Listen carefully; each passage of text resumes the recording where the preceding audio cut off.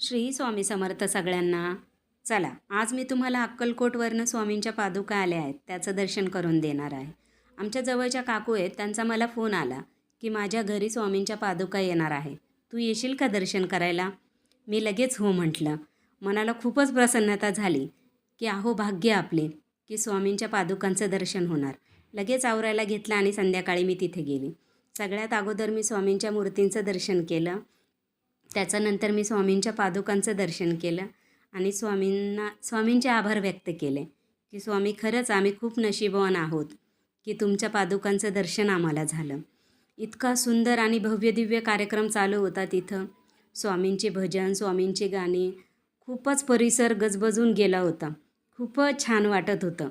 खरंच तिथून पायच हालत नव्हता निघायला. पण काय करणार, वेळेचंही भान असतं. घरी तर यावंच लागणार. त्यामुळं पुन्हा एकदा स्वामींचं दर्शन घेतलं, स्वामींच्या पादुकांचं घरी दर्शन घेतलं आणि घरी जायला निघाले. तर कसा वाटलं ब्लॉग कमेंट करून नक्की सांगा. भेटू परत नंतर. श्री स्वामी समर्थ सगळ्यांना.